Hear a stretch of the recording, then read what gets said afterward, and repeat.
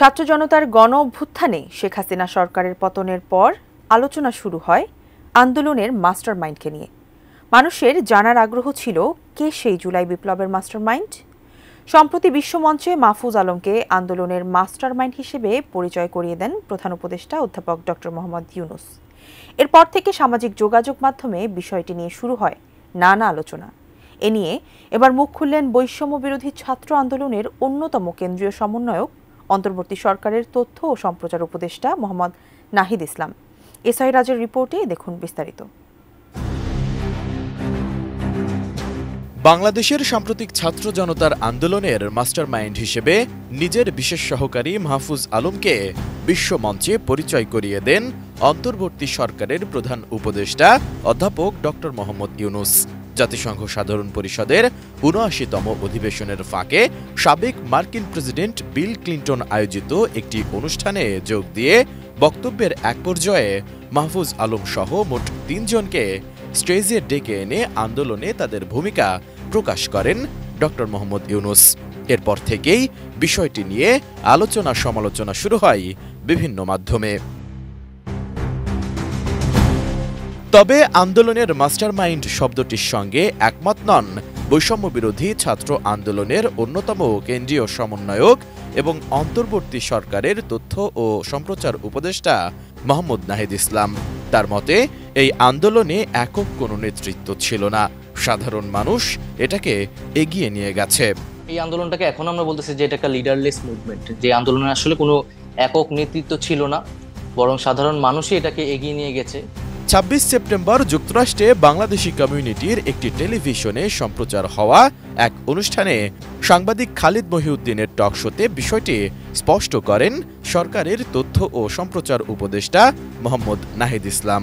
এই সরকারকে ক্ষমতা ত্যাগ করতে হয়েছে, সেখানে আপনাদের ত্যাগটাই সবচেয়ে বড় ছিল, যেটিকে আসলে খুব ভালোভাবে এক বাক্যে বলা যায় যে একটাকে মারি একটাই মরে, আর কেউ নড়ে না সেখান থেকে। ডিজাইন, এলিগেন্স, বিউটি, সেরা পণ্য সবার জন্য জেভিকো। অনুষ্ঠানে আওয়ামী লীগ সরকারের পতনের পর রাজনীতি ও অন্তর্বর্তী সরকারের সাম্প্রতিক বিভিন্ন প্রসঙ্গ উঠে আসে। এ সময় যে আন্দোলনে আওয়ামী লীগ সরকারের পতন হয়েছে তাতে কোনো একক নেতৃত্ব ছিল না। আন্দোলনে মাস্টারমাইন্ড নিয়ে করা এক প্রশ্নের জবাবে তথ্য ও সম্প্রচার উপদেষ্টা বলেন, বৈষম্য বিরোধী ছাত্র আন্দোলন প্ল্যাটফর্ম সাধারণ শিক্ষার্থীদের জায়গা, এখানে বিভিন্ন রাজনৈতিক নেতারাও ছিলেন। এই আন্দোলনে একক কোনো নেতৃত্ব ছিল না, সাধারণ মানুষ এটাকে এগিয়ে নিয়ে গেছে। একটা সময় আন্দোলন পরিচালনা করতে অনেকেই বুদ্ধি পরামর্শ দিয়েছেন। এক্ষেত্রে যার কথা বলা হয়েছে তিনি বিশেষভাবে আমাদের পরামর্শ দিয়েছেন।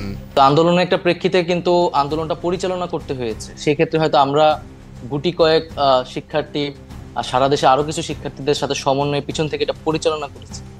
সেক্ষেত্রে কিন্তু আমাদের নানা জনই আসলে বুদ্ধি পরামর্শ দিয়েছেন। যার ক্ষেত্রে এই কথাটি বলা হচ্ছে তিনি বিশেষভাবে আমাদেরকে পরামর্শ দিয়েছেন এবং পিছন থেকেই সাহায্য সহযোগিতা করেছেন।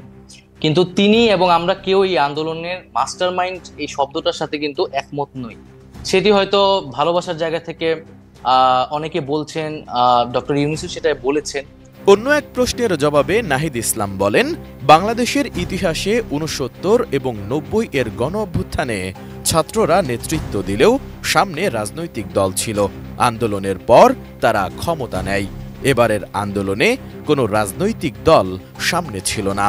৫ আগস্টের পর এ দায়িত্বটা আমাদের উপর এসে পড়েছে, যার জন্য আমরা প্রস্তুত ছিলাম না।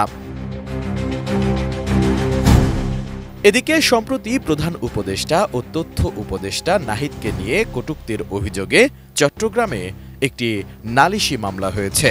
আওয়ামী লীগের আমলে নিজের প্রভাব বলয় বাড়াতে কেউ কেউ এমন মামলা করতেন। এক্ষেত্রে পরিস্থিতি একই রকম থেকে যাচ্ছে কিনা শঙ্কার কথা বলেন উপস্থাপক খালেদ। প্রধান উপদেষ্টা এবং আপনাকে নিয়ে কটূক্তির অভিযোগে চট্টগ্রামে একটি নালিশি মামলা হয়েছে। আওয়ামী রেজিমের সময় এইসব মামলাকারীরা নানাভাবে পুরস্কৃত হতেন, রাষ্ট্রীয় সুযোগ সুবিধা পেতেন। আপনাদের পক্ষ নিয়ে যিনি মামলা করছেন তিনিও কি পুরস্কার পাবেন কটূক্তির অভিযোগে যিনি মামলা করেছেন? তবে আশঙ্কা উড়িয়ে দিয়ে উপদেষ্টা নাহিদ ইসলাম জানান, যিনি মামলা করেছেন তাকে তিনি চেনেন না। আইন উপদেষ্টার সঙ্গে যোগাযোগ করা হয়েছে যেন মামলায় অভিযুক্তকে গ্রেপ্তার করা না হয়। সেই সাথে সাইবার সিকিউরিটি অ্যাক্ট সংশোধন করার কথাও জানান তথ্য ও সম্প্রচার উপদেষ্টা নাহিদ ইসলাম। যিনি করেছেন মামলা তাকে তো আমি চিনিও না, এবং আমি আইন উপদেষ্টা যিনি তার সাথে যোগাযোগ করেছি যাতে এই মামলাটি বিষয়ে ব্যবস্থা নেওয়া হয় এবং এই মামলায় যাতে গ্রেফতার না করা হয়। এই মামলাটি এবং সাইবার সিকিউরিটি অ্যাক্ট নিয়ে আমরা নিজেরাই এর বিরুদ্ধে বলছি যে আমরা এই আইনটি সংশোধন করব। S I Raj, ATN news, Dhaka.